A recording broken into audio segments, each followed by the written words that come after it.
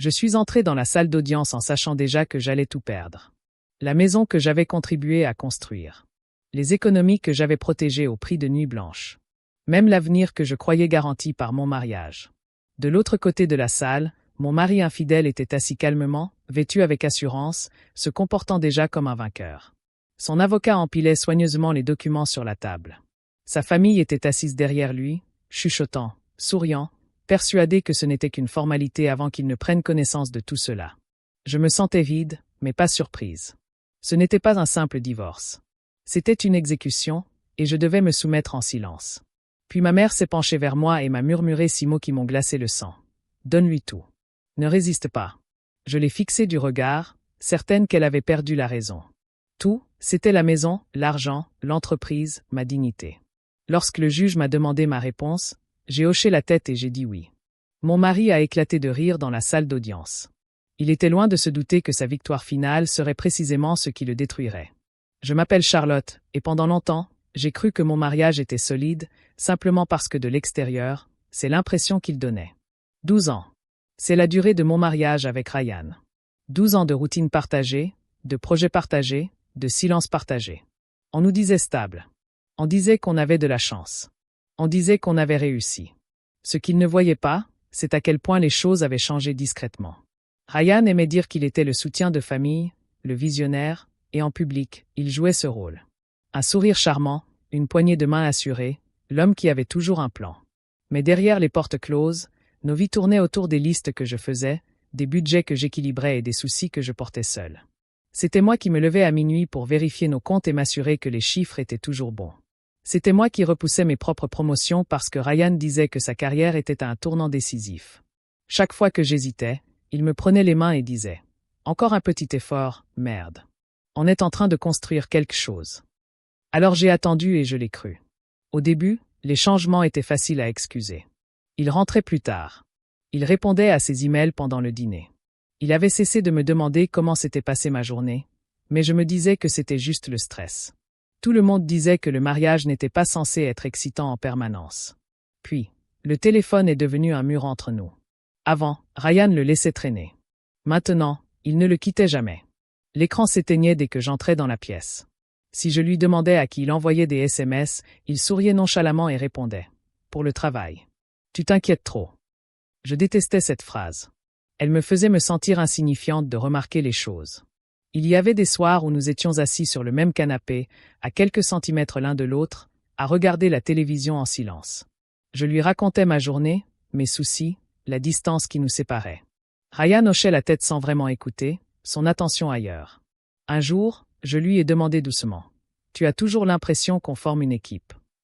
Il a soupiré, s'est frotté le visage et a dit « Charlotte, pourquoi tu en fais toujours toute une histoire ?» C'est à ce moment-là que j'ai arrêté de poser des questions. Pourtant, je n'ai pas tout de suite soupçonné de trahison. J'ai plutôt pensé à la solitude.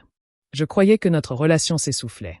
Je me disais que si je travaillais plus, si j'étais plus patiente, plus compréhensive, les choses finiraient par s'arranger. J'étais loin de me douter que j'étais déjà en train d'être remplacée. Le premier coup dur est survenu un soir où je suis rentrée plus tôt que prévu, souffrant d'un mal de tête. La maison était silencieuse, la lumière tamisée. En traversant le couloir, j'ai entendu la voix de Ryan venant de la cuisine, basse, chaleureuse, presque étrangère. Il riait. Pas le rire poli qu'il avait avec ses collègues. Pas le rire forcé qu'il me lançait ces derniers temps. C'était plus doux, plus intime, comme si c'était une autre facette de lui. Je me suis arrêtée. « Tu me manques aussi », a-t-il dit au téléphone. Mon cœur s'est serré. Quand je suis entrée dans la cuisine, il a été surpris. L'appel s'est terminé aussitôt. « Qui était-ce » ai-je demandé, en essayant de garder une voix assurée. Il n'a même pas hésité. « Just un client. » Trop rapide. Trop naturel. Cette nuit-là, je suis restée éveillée, fixant le plafond, repassant sans cesse ce rire dans ma tête.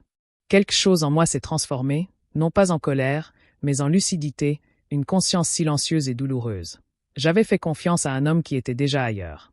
Je ne l'ai pas confronté. Pas encore. J'avais besoin de connaître la vérité. Et une fois que je l'aurais vu, il n'y aurait plus de retour en arrière. Mes soupçons ne sont pas apparus du jour au lendemain. Ils se sont installés lentement, comme un bleu qu'on ne remarque que lorsqu'il fait mal au toucher. Après cette nuit dans la cuisine, j'ai commencé à faire attention. Pas de façon dramatique. Sans founder and I accuser, simplement and observant. J'ai remarqué des schémas que j'avais ignorés auparavant. Les réunions tardives de Ryan se terminaient toujours les mêmes jours. Son téléphone ne quittait jamais sa poche, même sous la douche.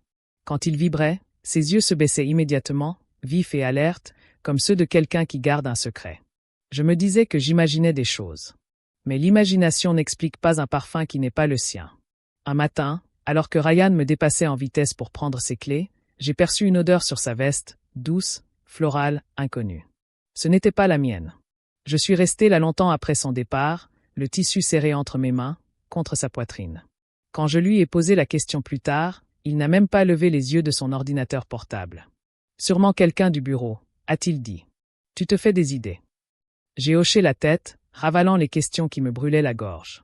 La vérité m'a finalement rattrapé un mardi après-midi. J'avais quitté le travail plus tôt à cause d'un mal de tête lancinant et j'avais décidé de rentrer par un autre chemin pour me changer les idées. La circulation a ralenti près d'un café non loin du bureau de Ryan, un endroit où il avait toujours dit ne jamais avoir le temps. C'est là que je l'ai vu. Ryan était assis près de la fenêtre, détendu, penché en avant. En face de lui se trouvait une femme que je n'avais jamais vue. Elle a ri et lui a touché le bras, mais il ne s'est pas retiré.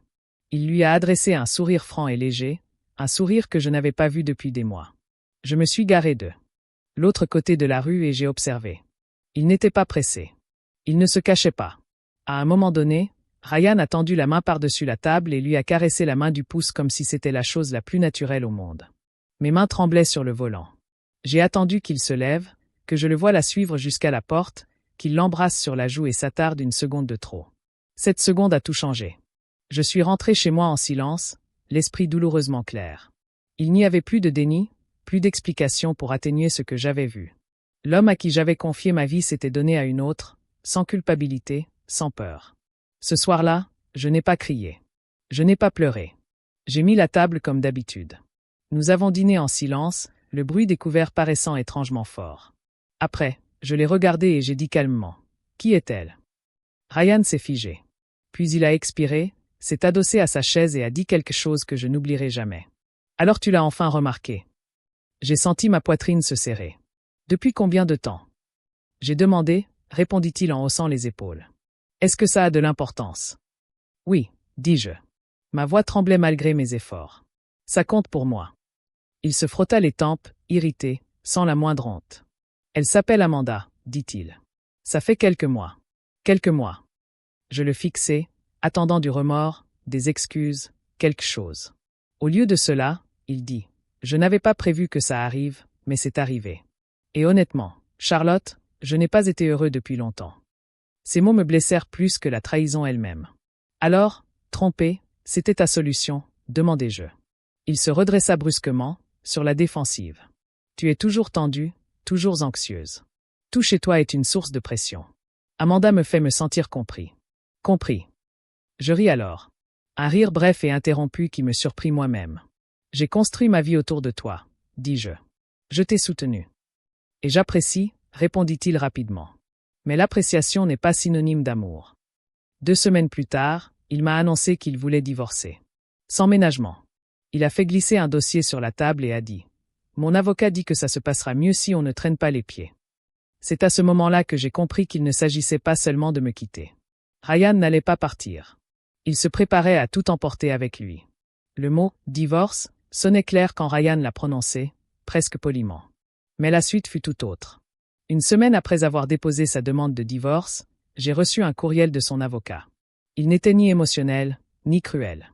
Il était efficace, clinique et terrifiant par sa confidentialité. Il ne demandait pas à ce que nos vies se séparent. Il se préparait à effacer la mienne.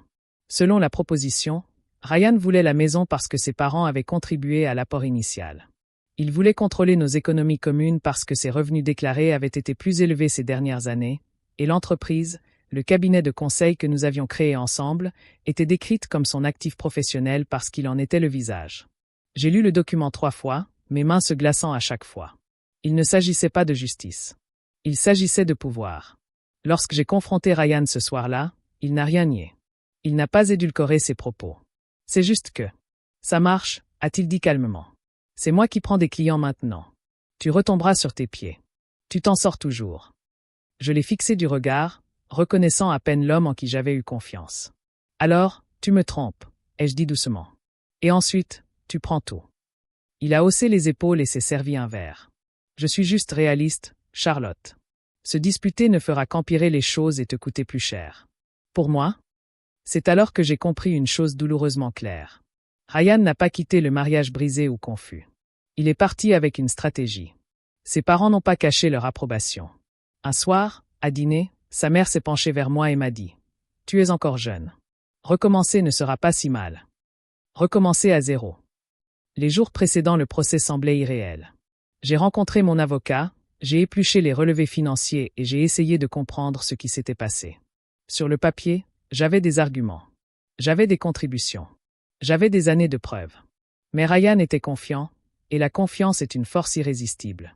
La veille de l'audience, j'étais assise seule à ma table de cuisine, bien après minuit. La maison me paraissait étrangère, comme si elle appartenait déjà à quelqu'un d'autre. J'ai caressé le bois du bout des doigts et j'ai repensé au dîner que nous avions partagé, au projet que nous avions fait, à l'avenir que nous nous étions promis. Tout était réduit à des chiffres et des signatures. C'est alors que maman a appelé. Je ne lui avais pas encore tout dit. Je ne voulais pas l'inquiéter, mais elle a tout de suite perçu ma fatigue. « Viens », a-t-elle dit gentiment. « Tu ne devrais pas être seule ce soir. » J'ai conduit jusqu'à chez elle en silence. Evelyne ne m'a pas interrompu quand je lui ai enfin tout raconté. La liaison, le divorce, les exigences. Elle a écouté comme toujours, silencieusement, attentivement, sans jugement. Quand j'eus fini, j'attendais qu'elle me dise de me battre, de tenir bon, de me protéger. Au lieu de cela, elle dit quelque chose d'inattendu. Parfois, dit-elle doucement, le plus dangereux, c'est de s'accrocher trop fort. Je fronçai les sourcils. Qu'est-ce que ça veut dire? Elle soutint mon regard, calme et inébranlable. Ça veut dire qu'on ne gagne pas toutes les batailles en restant debout. Je ne la comprenais pas encore. Pas tout de suite. Mais en rentrant chez moi ce soir-là, une pensée me hantait. Et si ce n'était pas une question de gagner le divorce, mais de survivre à l'après? Au matin, j'étais épuisée, effrayée, sur le point de prendre une décision. Incompréhensible pour les autres. Et je n'avais toujours aucune idée de ce que ma mère savait déjà, ni avec quelle attention elle avait examiné les papiers du divorce avant de se décider. La salle d'audience était plus froide que je ne l'avais imaginé. Non pas par la température, mais par l'atmosphère. Le silence y était tel que chaque son semblait amplifié. Le froissement des papiers, le cliquetis les chaises, le tic-tac régulier et indifférent de l'horloge murale. J'étais assise à la table avec mon avocat, les mains si crispées sur mes genoux que mes doigts étaient engourdis. En face de moi, Ryan semblait détendu. Il portait un costume sur mesure, le genre que je l'aidais à choisir pour les réunions importantes. Son allure était droite, assurée, comme celle d'un homme entrant dans une négociation dont il connaissait déjà l'issue. Son avocat parlait d'une voix calme et posée, énumérant leurs demandes une à une, comme s'il lisait une liste. La maison, les économies, l'entreprise. Chaque mot sonnait comme une porte qui se fermait.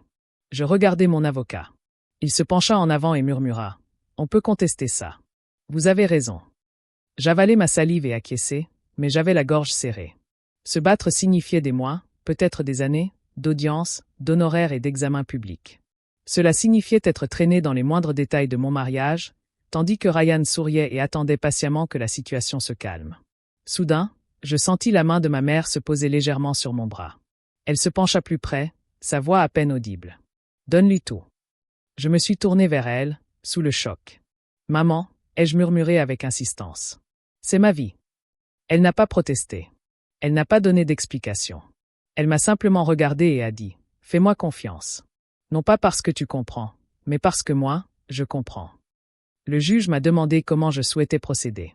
Un silence de mort s'est installé dans la salle. Je me suis levée lentement, les jambes tremblantes malgré mes efforts pour me ressaisir. « Votre honneur » ai-je dit d'une voix calme mais lointaine, comme si elle appartenait à une autre. J'accepte les conditions. Je ne suis plus jamais moi-même. Un murmure a parcouru la salle d'audience. Ryan s'est brusquement tourné vers moi. Pendant une fraction de seconde, la confusion a traversé son visage. Puis elle s'est muée en autre chose. Du soulagement, rapidement suivi de triomphe. Son avocat a cligné des yeux, visiblement surpris. « Êtes-vous sûr ?» a demandé le juge. « Oui » ai-je répondu. « C'est moi. » J'ai signé les documents un à un. Chaque signature était lourde de sens. Définitive. À chaque coup de stylo, je sentais des morceaux de mon ancienne vie s'envoler. Des souvenirs, des efforts, des années de foi. Quand j'ai eu terminé, Ryan a ri brièvement. Il ne prit même pas la peine de se cacher. Il se pencha vers moi et murmura. « Tu aurais dû te battre davantage, Charlotte. » Je le regardai calmement. « C'est moi, dis-je. » Il ne comprit pas. Pas à ce moment-là. Alors que le juge s'apprêtait à clore l'audience, je me rassis, le cœur battant la chamade, non pas de regret, mais d'une étrange et tranquille certitude. La suite des événements ne dépendait que de moi. Autour de nous, les gens chuchotaient. Certains étaient agacés contre moi. D'autres pensaient clairement que j'étais faible. Ryan souriait comme un homme qui croyait l'histoire terminée. Il ignorait que ce n'était que le début d'une autre, et qu'en acceptant tout ce que je lui offrais, il était tombé dans un piège invisible. Le juge rassemblait déjà ses papiers lorsque ma mère se leva. « Monsieur le juge, dit-elle calmement. Puis-je prendre la parole avant la levée de l'audience ?» Un silence s'installa dans la salle. Le sourire de Ryan s'élargit, amusé, comme s'il s'agissait d'une tentative maladroite de jouer la comédie. Son avocat fronça légèrement les sourcils, mais ne dit rien. J'ai senti mon pouce accélérer, non pas de peur, mais d'impatience. Ma mère n'avait pas élevé la voix. Elle n'était pas stressée. Elle avait l'air de toujours lorsqu'elle savait quelque chose que les autres ignoraient. Le juge acquiesça. « Vous l'aurez. » Ma mère s'avança, le dos droit et les mains fermes. « Je m'appelle Evelyn Parker, commença-t-elle. Je suis la mère de Charlotte. » Ryan se laissa aller dans son fauteuil, croisa les bras et prit l'air de quelqu'un qui se permet une interruption inoffensive. « J'aimerais clarifier un point qui pourrait être pertinent au regard des hypothèses formulées aujourd'hui, poursuivit ma mère. Concernant plus précisément la situation financière de ma fille après ce divorce, Ryan laissa échapper un petit rire. Je l'entendais. Tout le monde l'entendait. Ma mère ne l'a pas regardé pendant plus de 20 ans, dit-elle. Je gère une fondation familiale privée créée par mon défunt mari. Le rire de Ryan s'estompa légèrement. La fondation, continua-t-elle, est actuellement évaluée à environ 18 millions de dollars. L'atmosphère changea. On aurait dit une chute brutale de pression avant l'orage. Des chuchotements résonnèrent dans la salle d'audience. Les chaises bougèrent. Même la juge se redressa. Ryan rit plus fort cette fois, mais son rire sonna faux. « C'est absurde, dit-il. C'est une procédure de divorce, pas un conte de fées. » Ma mère garda son calme. « La fiducie a été créée bien avant le mariage de Charlotte, dit-elle calmement. Ce n'était jamais un bien commun, et jusqu'à aujourd'hui, ma fille n'était pas tenue de le déclarer. » L'avocat de Ryan se pencha brusquement en avant. « Votre honneur, dit-il d'une voix tendue. Nous demandons des documents. » Ma mère fouilla dans son sac et déposa sur la table un dossier soigneusement rangé, déjà prêt. Le silence qui suivit fut insoutenable. La juge examina attentivement les documents. Une page, puis une autre. Son expression ne changea pas, mais son attention s'intensifia. Le sourire de Ryan commença à s'effacer. « Ça ne veut rien dire, dit-il rapidement en se tournant vers son avocat. Elle bluffe. C'est sûr. » Mais son avocat ne le regardait plus. « I'll fixate less documents. » Ma mère reprit la parole. D'une voix plus douce, mais plus menaçante. « Charlotte vient de renoncer légalement à tous les biens matrimoniaux, dit-elle. Il n'y a pas de chevauchement, pas de revendication, aucune possibilité de litige. Ce qui lui appartient reste à elle. » Ryan se leva si brusquement que sa chaise grinça bruyamment sur le sol. « Tu plaisantes » s'exclama-t-il en me pointant du doigt. « Tu m'as laissé tout prendre en sachant ça. » Je croisai son regard. Pour la première fois depuis des mois, je me sentis calme. « Tu voulais tout, dis-je doucement. Alors je te l'ai donné. » San visagasi figia. La juge s'éclaircit la gorge. « Monsieur Miller, dit-elle fermement. Veuillez vous asseoir. » Ryan n'y bougeait pas. Sa poitrine se soulevait et s'abaissait rapidement, sa confiance s'évaporant instantanément. « Ça change tout, dit-il désespérément. Il nous faut du temps. Cela n'a pas été divulgué. La loi n'exige pas que les biens hors mariage soient révélés dans ces circonstances, répondit la juge, surtout lorsqu'aucune revendication n'a été faite à leur sujet. Ryan se tourna vers son avocat. La panique était désormais indéniable. « Tu as dit qu'elle n'avait rien, » murmura-t-il. Son avocat ne dit rien. La vérité le frappa de plein fouet. Il n'avait pas gagné. Il avait accepté un prix inéquitable. La maison pour laquelle il s'était battu était devenue un fardeau. L'entreprise qu'il avait acquise se retrouvait seule, sans soutien. L'argent qu'il avait empoché était limité. Et moi, calme, docile, sous-estimé, j'étais sorti indemne. Ma mère referma le dossier et se tourna vers moi. « Viens, dit-elle gentiment. C'est terminé. » Alors que nous nous dirigions vers la sortie, Ryan m'appela. « Charlotte attends. » Je n'obéis pas. Derrière moi, j'entendis sa voix se briser. « Non pas de colère, non pas de rage, mais plutôt de peur.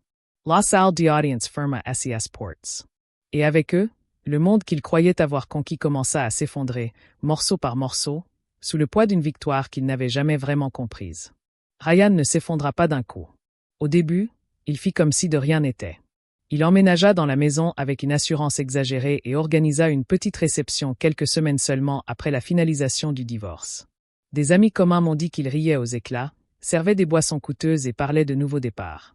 Il voulait que le monde entier croie à sa victoire, sans bavure.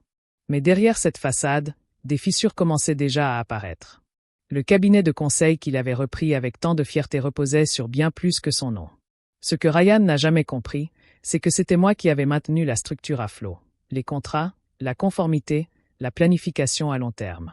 En quelques mois, des clients importants ont commencé à poser des questions. Les investisseurs ont hésité. Certains se sont discrètement retirés. Un soir, Ryan m'a appelé, la voix sèche mais maîtrisée. « Tu ne leur as pas dit que tu partais », m'a-t-il accusé. Je n'étais pas obligé, ai-je répondu calmement. Ils ont demandé, ai-je répondu honnêtement. Un silence s'est installé. Puis la maison a commencé à l'épuiser. Les frais d'entretien s'accumulaient. Les impôts fonciers augmentaient. Le train de vie pour lequel il s'était battu exigeait des dépenses constantes, et sans croissance régulière, ses revenus ont commencé à fondre plus vite que prévu. Amanda Annie s'attarda pas.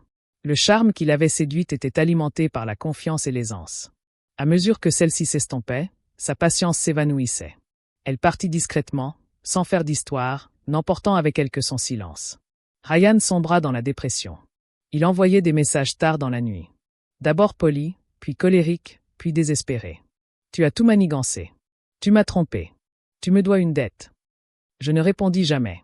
Juridiquement, il était impuissant. Le tribunal avait tranché. La confiance était inébranlable. Toutes les portes qu'il tentait étaient déjà fermées. En moins d'un an, les rumeurs faisaient la une des journaux. Ryan déposa une demande de restructuration financière. L'entreprise réduisit ses effectifs. La maison fut mise en vente. L'homme qui, jadis, avait ri en face de moi au tribunal, commença à éviter les lieux publics où l'on risquait de le reconnaître. Je ne ressentis aucun triomphe. Jamie sentais de stand. Ma vie, quant à elle, devint plus paisible et plus forte. J'investis avec prudence, avec l'aide de conseillers de confiance de ma mère. Je reconstruisis lentement, méthodiquement, sans ostentation. J'emménagèrent dans une maison simple, baignée de soleil le matin et de silence la nuit. Pour la première fois depuis des années, mon jeu ne me semblait ni emprunté ni conditionnel. Un après-midi, presque 2 ans plus tard, j'ai croisé Ryan dans un supermarché. Il avait maigri. Il avait vieilli. Il me fixait comme s'il doutait de mon existence. « Charlotte, dit-il doucement. Tu as bonne mine, je vais bien, répondis-je. Il hésita, puis dit, je ne savais rien de la confiance, de ce que tu possédais. Je soutins son regard. Tu n'as jamais rien demandé. Tu as juste pris, dis-je. Ses épaules s'affaissèrent. Un instant, il ressembla à l'homme que j'avais aimé. Fatigué, incertain, humain. J'ai tout perdu, dit-il doucement. J'acquiesçai, sans méchanceté.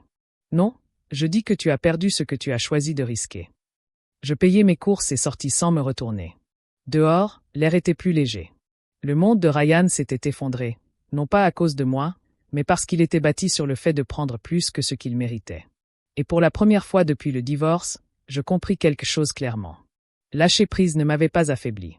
Au contraire, cela m'avait libéré. Après la disparition de Ryan de ma vie, un événement inattendu s'est produit. Rien de dramatique, pas d'applaudissements soudains, pas de moment où le monde s'est arrêté pour reconnaître ce que j'avais surmonté. La vie a simplement continué. Et pour la première fois depuis des années, c'était comme un cadeau. J'ai cessé de mesurer mes journées à l'aune de la survie. J'ai cessé de me réveiller avec une oppression à la poitrine, me préparant mentalement au prochain conflit, à la prochaine déception. Mes matins se sont transformés en un café tranquille près de la fenêtre, la lumière du soleil inondant le sol, une paix dont je ne savais même pas avoir autant envie. Je travaillais, mais différemment désormais, non plus par peur, non plus pour prouver quoi que ce soit. Je choisissais mes projets avec soin. Je refusais les offres qui me semblaient inappropriées, même bien rémunérées. Je m'entourais de personnes qui posaient des questions au lieu d'exiger, qui écoutaient au lieu de supposer. Ma mère me regardait me reconstruire avec une fierté discrète.